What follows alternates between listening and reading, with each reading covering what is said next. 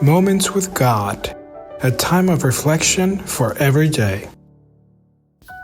October 11th, Natural Tendencies.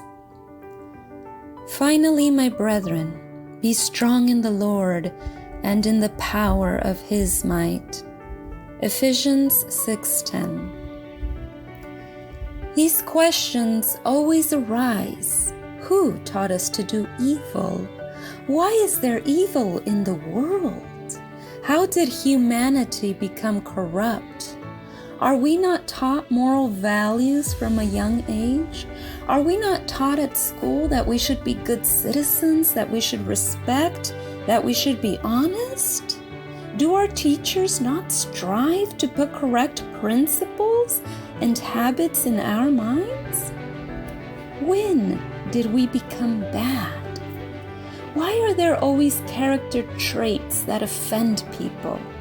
What has happened to humanity? The philosopher Rousseau already said it. We are born good, but society corrupts us. So let us change society. But is this true? Could it be that we are born perfect beings and that we become bad? These things are endless debates, even among Christian philosophers. But the fact is that every man and woman living in this world has natural tendencies to do wrong. No one teaches us to do wrong, for it is within us. No one teaches us to corral with our wife or to corral with our children, but they flow naturally from our hearts, not born perfect.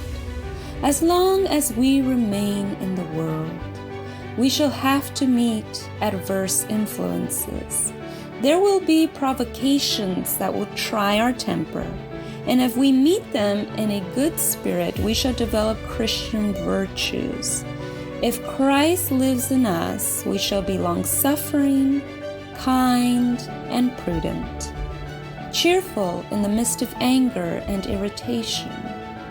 Day by day and year by year, we shall overcome ourselves even to noble heroism.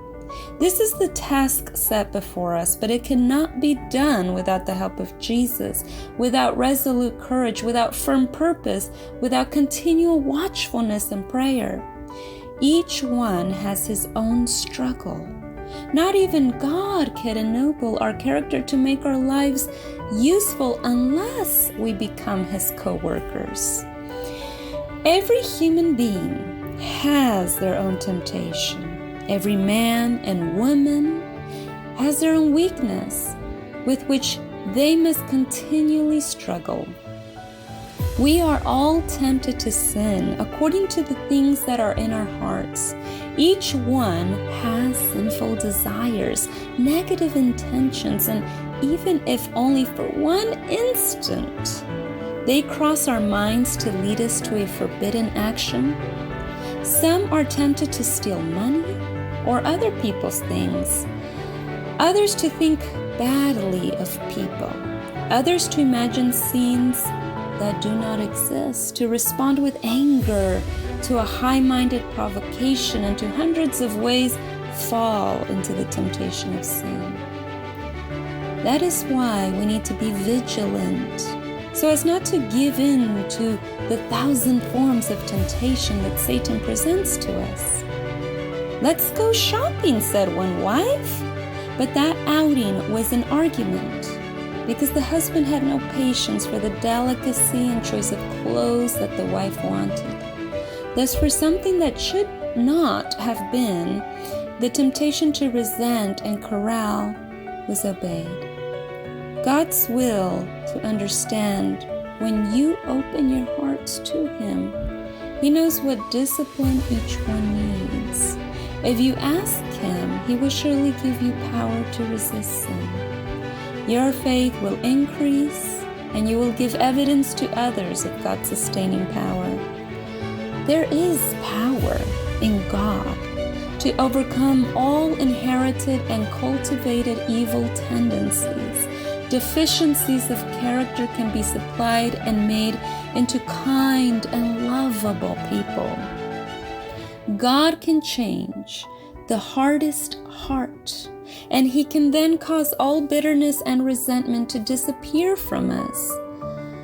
Therefore, be strong in the Lord and in the power of His might. Amen.